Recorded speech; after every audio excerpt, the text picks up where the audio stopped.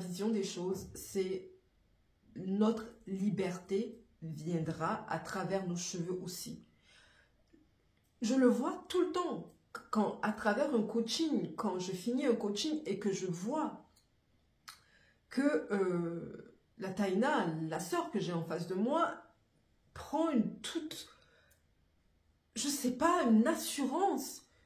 Elle véhicule quelque chose qu'elle n'avait pas avant. Parce qu'elle n'était pas en harmonie avec sa crinière, avec ses cheveux, avec l'ensemble. Et que d'un coup...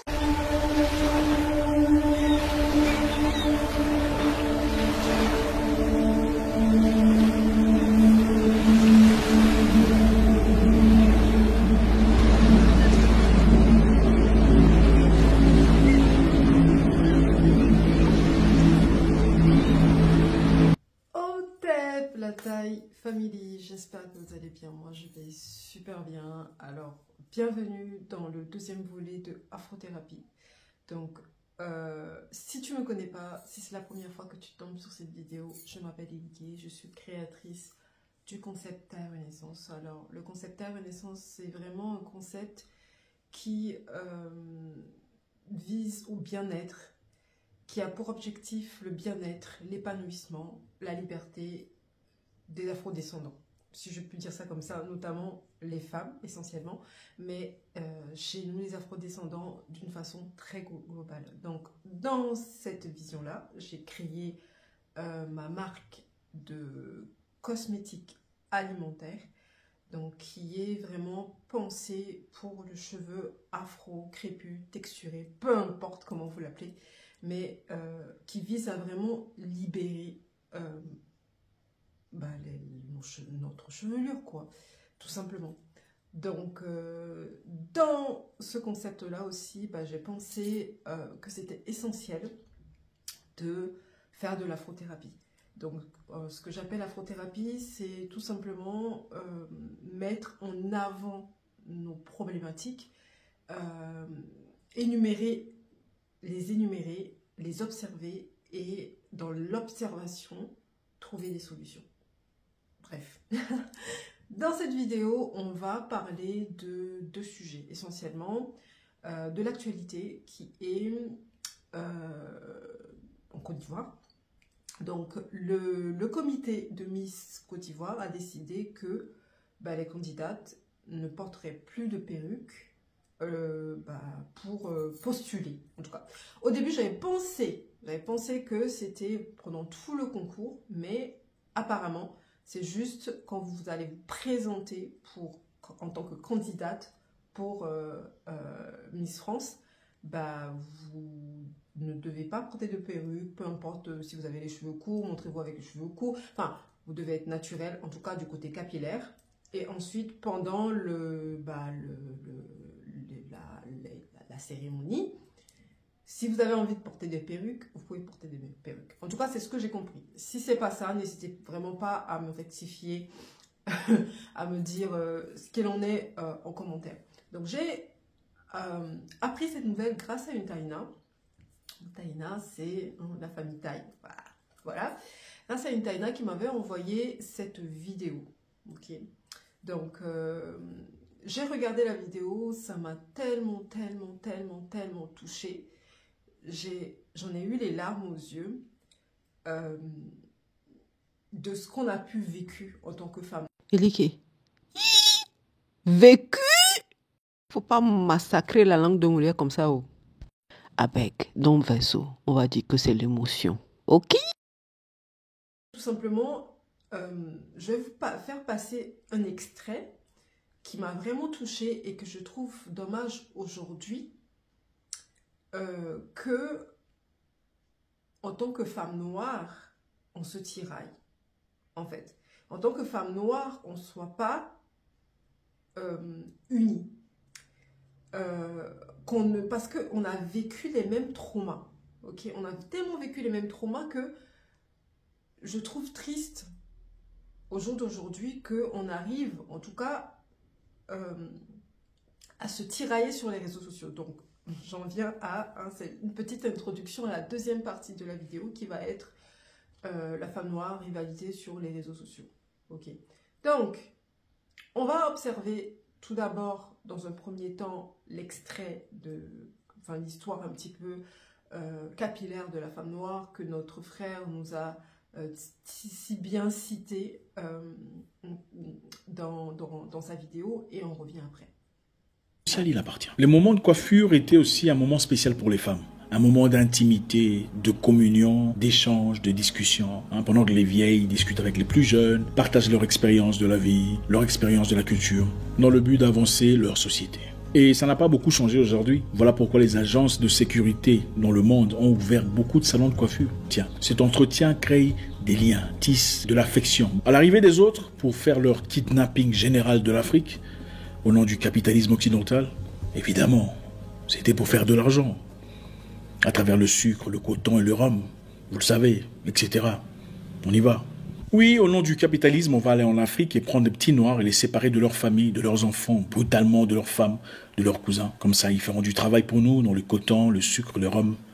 C'est le capitalisme. C'est bien. Ils seront moins sauvages en plus. Allez, tu ne penses pas que c'est un problème? T'as coupé les cheveux. Hommes, femmes, enfants. Et pour beaucoup de tribus, c'était un sacrilège. Et comme tout le monde était rasé, ça a créé la confusion totale. Plus personne ne savait qui est qui. Vous savez, quand vous avez un point d'identification, vous savez, alors les femmes avaient des coiffures accrocheurs, des looks agrincheurs, palpitants, saisissants, pimpants, déstabilisants. Et les hommes blancs étaient par terre. Ah, bien sûr, ça n'a pas commencé aujourd'hui, hein? Et cela a attiré la jalousie de certaines personnes. Lesquelles? Vous savez? Les femmes blanches. Et en 1789, on a signé une nouvelle loi en Louisiana qui exige toutes les femmes noires à porter des tissus pour couvrir leurs cheveux en public.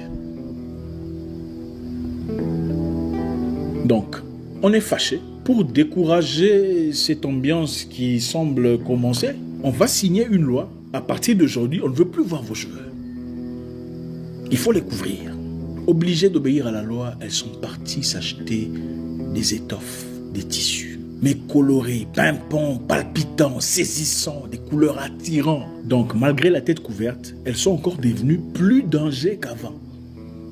Danger. Elles choisissaient des étoffes ou des serviettes, mais il faut voir serviettes ou étoffes. Donc, vous comprenez bien à quel point ça m'a touchée personnellement, parce que nos cheveux, comme je dis toujours, ce n'est pas que des cheveux. Ils ont une histoire très dramatique qui est liée directement à nos émotions. Et très intéressant dans cette même vidéo, le fait que notre frère met en avant le fait que les cheveux, c'est une extension de nous-mêmes. Au jour d'aujourd'hui, de façon scientifique, on te dit que le cheveu sert à te protéger contre le froid, sert de thermorégulateur, si je peux dire ça comme ça, sur le corps. Par exemple, quand on a froid, nos poils vont s'hérisser. Enfin, c'est une façon de se réguler, de réguler notre température. Mais je pense, j'en suis convaincue que le cheveu, on n'a pas fini d'explorer le cheveu. Que le cheveu nous aide à capter des ondes, à capter des choses qu'on ne voit pas. Bon. La preuve, il y a, je ne sais plus, c'était une vidéo, je ne sais plus. Je suis tombée sur une vidéo, je pense TikTok. Si j'arrive à retrouver la vidéo, je vous mettrai en barre d'infos, où la personne expliquait pourquoi est-ce qu'on ne devrait pas dormir avec nos téléphones à côté de notre oreiller, parce que nos cheveux captaient des ondes électromagnétiques. Bon, bref. Donc, tout ce blabla pour dire que nos cheveux, c'est très important. J'ai toujours dit, en tout cas, pour moi, ma vision des choses, c'est notre liberté viendra à travers nos cheveux aussi. Je le vois tout le temps, quand à travers un coaching, quand je finis un coaching et que je vois que la Taïna, la sœur que j'ai en face de moi, prend une toute, je sais pas, une assurance. Elle véhicule quelque chose qu'elle n'avait pas avant, parce qu'elle n'était pas en harmonie avec sa crinière, avec ses cheveux, avec l'ensemble. Et que d'un coup, le fait de savoir comment s'en occuper, Le fait de pouvoir les porter libres si on le souhaite et que la perruque ne soit plus une contrainte, bah complètement. Mais moi, je parle. Le jour où j'ai perdu mes cheveux, j'ai perdu une partie de moi-même, quelque part. Ça m'obsédait. Je regardais tout le temps mon trou. J'ai perdu cette assurance, cette confiance un petit peu en moi. Mais le fait de les avoir retrouvés, c'est comme si je retrouvais une partie de moi-même. Et ça, c'est un fait. Que les gens jugent que ce soit, que les cheveux, c'est juste, comment dire, c'est pas important, c'est superficiel, c'est leur avis. Mais le fait est que quand on perd ses cheveux, même chez les hommes, quand ils deviennent chauves, il y a un truc, il y a quelque chose qui... Au-delà du côté esthétique, c'est quelque chose, au fond, qu'on ressent, on sent que quelque chose ne va pas, quelque chose ne fonctionne pas correctement. En tout cas, chez les femmes qui perdent leurs cheveux très tôt, peu importe l'âge, on sait que il y a un problème, en tout cas. Donc, c'est très important, en fait, de se réapproprier nos cheveux.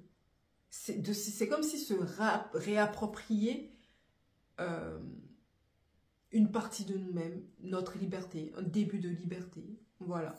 Donc, tout cela m'emmène dans la deuxième partie où je trouve un peu dommage, où je n'ai pas compris, en fait, le fait, pourquoi est-ce que elles peuvent pas être naturelles jusqu'au bout, en fait. Est-ce que, pour moi, porter ses cheveux naturels à des occasions comme ça, à son mariage, à son anniversaire, c'est genre, je montre moi, en fait. Ils sont tellement précieux que, à des occasions, à des mariages, à des trucs, c'est tellement important de montrer ses cheveux. Porter des perruques si vous voulez, le reste du temps, j'en sais rien. Mais dans des événements comme ça, c'est très symbolique, en fait. Et le fait d'accepter après les perruques, j'ai pas compris la démarche. En tout cas, bon, on va dire qu'on a quand même avancé. C'est quand même un pas que on exige que la personne ou la fille se montre vraiment avec ses cheveux naturels. Ça montre un petit peu plus qu'on fait un pas, surtout en Afrique, où porter ses cheveux naturels, c'est vraiment, je sais pas, hein, très rare. En tout cas, c'est très très bien. Et je reviendrai aussi dans, du coup, une petite introduction à la deuxième partie de la vidéo, qui est vraiment la rivalité entre femmes noires que j'arrive à comprendre, mais qui me blesse profondément dans le monde Internet, tout simplement. Que je comprends, parce qu'Internet, c'est vraiment c'est très spécial. Pour percer sur Internet, il faut limite vendre son âme au diable, si je puis dire ça comme ça. Donc, montrer des aspects de toi, montrer ta vie, parce que les gens, ils aiment, comme on dit, le béret. Les gens, ils aiment les polémiques. Les gens, ils aiment, hein, quand il y a des problèmes, quand il y a des trucs là, quand il y a on est là. Ça, c'est humain. Ça, c'est humain. Je parle de nous. On peut questionner ça, hein, mais c'est un fait. Quand il y a des problèmes, quand il y a des problématiques quelque part, et tout le monde est là, regardez, on va faire palabre. Voilà, ça c'est typiquement humain, c'est le côté un petit peu pervers.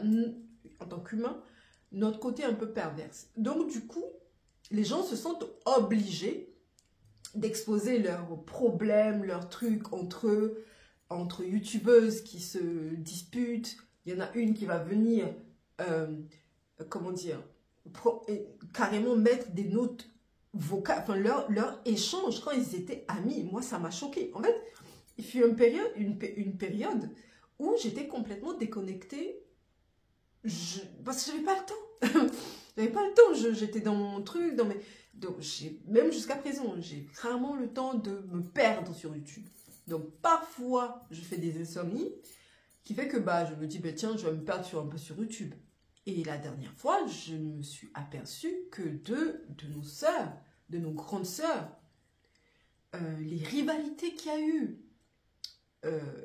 quand l'autre met quand ils étaient amis ou truc, les vocales qu'elles ont échangées, leurs trucs, le machin, j'ai tellement trouvé, tellement triste. Je parle essentiellement ici des afrodescendants parce que je suis afrodescendante, je suis africaine et ça me touche encore plus. Je sais que tous les humains, hein, voilà, hein, on est tous humains, qu'on a tous cette problématique-là, cette tendance-là, voilà.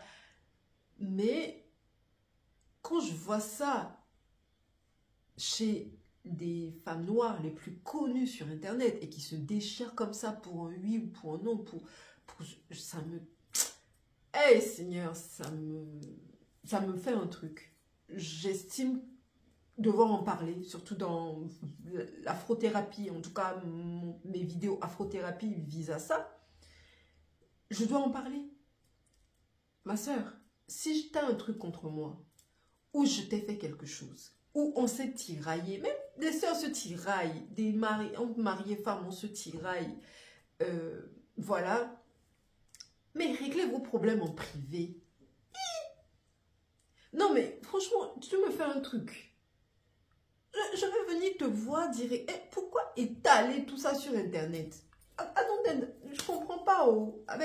Si je baisse quelqu'un là, faut me pardonner. Mais je ne comprends pas l'idée ou le truc de venir parce que cette personne-là que elle a été une fois ton amie, vous avez partagé des choses, mais tout ce que vous avez partagé là, tu mets en parenthèse. Je comprends pas en fait. Et que elle t'a fait un truc, tu viens, tu passes ses notes vocaux, tu l'insultes, tu la traites de... Elles sont mauvais. Ah, Seigneur, avec. Franchement, pour que notre communauté aille de l'avant, il y a des trucs qu'il ne faut pas faire. Même en tant qu'humain, ça ne se fait pas. Je comprends hein, qu'on a envie de créer du buzz, qu'on a envie d'être connu sur les réseaux sociaux, parce que c'est ça qui te fait connaître. Quand tu es là, tu montes... Soit, il y a des choses qui... Tu montes ta vie H24. Tu te disputes avec ton mari, tu te disputes avec ta fille, tu te disputes avec ton collègue truc, tu montes tout. Les gens sont là, ils vont regarder. Les gens, ils aiment ça. De un, si c'est pas ça là, tu parles tu t'es disputé avec quelqu'un sur les réseaux, tu viens parler, ça qui marche. Ou des vidéos choquantes où les personnes sont en train de se détruire, bah, ça buzz quoi. Et ben forcément, quand tu as envie de percer sur les réseaux, bah, qu'est-ce que tu fais? Bah, tu fais ce genre de vidéos. Mais de surcroît, peu importe ce qu'on fait pas là, il y a des choses là, il faut régler en privé. Surtout pour notre communauté, pour l'avancement des choses. Il faut régler en privé. Je sais qu'on vit dans un monde où les réseaux sont devenus... je sais même pas où. Je sais pas. Parfois, en fait, et comment... Il y a quelqu'un qui m'a dit la dernière fois que toi, t'aimes pas les trucs électroniques, les trucs... Enfin, je fais des vidéos sur YouTube, bon, mais je suis très nulle. Je suis nulle. Mais vraiment nulle. Montage de vidéo, là, je fais vraiment limite... Bref. Tout ce qui va être trop électronique, trop machin, comme ChatGPT, je sais pas quoi, personnellement, oui, ça apporte, ou peut-être tu as envie de résoudre une équation, un truc comme ça peut te résoudre le truc équation, mais je trouve que ça limite beaucoup le côté créatif de l'homme, le côté où nos parents, nos ancêtres ont créé des trucs, mais innovant des trucs de dingue, mais sans ChatGPT. Je sais pas. Bon, bref. Peut-être que oui, je suis antiquité, je suis dinosaure, je suis tout ce que vous voulez. Mais personnellement, moi, je pense que l'être humain va dans une direction purement électronique, robotique, à notre image. Parce que tout ce qui est interne là, on ne voit pas. On ne se dit pas, ok, on est dans tout ça. On a ChatGPT, on a je sais pas quoi, mais on n'est pas heureux. On n'est pas heureux. On a tout ce que, on a un foison à bouffer. En fait, nous sommes doués pour créer des problèmes. Ok? Et pour trouver des solutions à ces problèmes-là, on va en créer d'autres encore. Mais à aucun moment on s'est dit, mais merde, on va où? Le monde, il va où? Ok? Quoi que tu fasses, quoi que tu... On est dedans. Parce que, en fait, il faut juste réfléchir à la façon dont vous consommez de façon globale. Même les contenus sur Internet. La façon dont vous consommez. Quand vous vous asseyez et que vous regardez la vie d'autres personnes, vous passionne. Parce que peut-être qu'on a envie de fuir la nôtre. Je ne sais pas, dans une situation, on a envie de fuir la nôtre. On a envie de se fuir. Et qu'on passe toute notre énergie à regarder la vie d'une autre personne. C'est toute une problématique, hein. Genre, regarder les gens se disputer. Il faut juste qu'on se pose les bonnes questions, se dire, mais pourquoi on aime ça? Pourquoi on aime ça au lieu de peut-être regarder des vidéos qui vont plus nous épanouir, qui vont plus nous aider à être heureux. Et après, on se dit, une fois que ces personnes qui montrent leur vie sur Internet ont cartonné, ont buzzé, il y a d'autres personnes qui vont venir dire, ben, elles sont connues pour rien. Elles sont connues, elles n'ont pas de talent particulier, elles sont connues pour rien. Mais qui les a fait connaître? C'est ça la question. C'est nous les humains. Quand tu t'abonnes à quelqu'un, ben, tu donnes de la force à la personne. Peu importe la manière, peu importe si c'est juste tu t'abonnes pour te moquer d'elle ou te... Je sais pas, c'est ce qui est très malsain, concrètement, et que quand vous vous abonnez, qu'on s'abonne à un compte, bah, on encourage la personne. C'est comme les personnes aussi qui vont manger devant la caméra, à gogo, à gogo, à gogo. C'est très malsain même de regarder cette personne s'autodétruire, de bouffer des tonnes et des tonnes de nourriture, alors qu'à l'autre bout du monde, il y a des personnes qui ne trouvent même pas un seul repas par jour.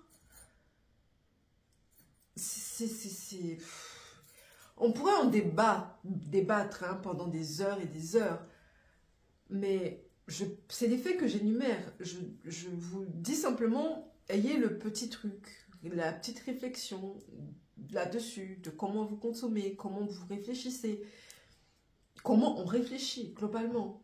Je me mets dedans, hein. Je me mets dedans. Donc,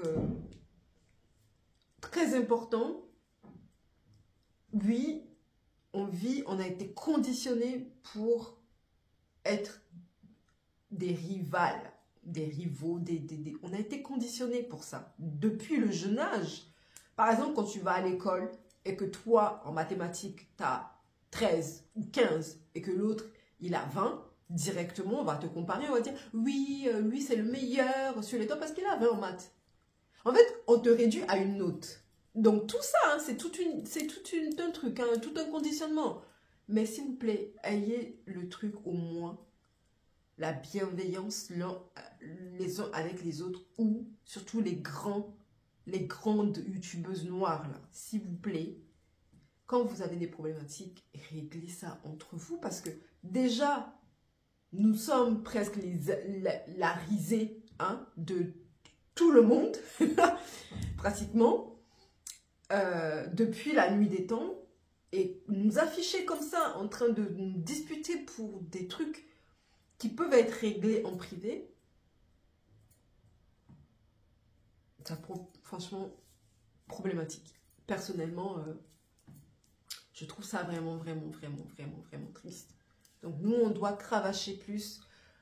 On a du potentiel. On a créé des trucs de ouf.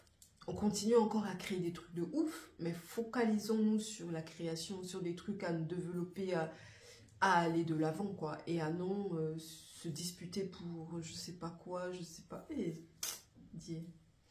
En tout cas, moi j'ai fini.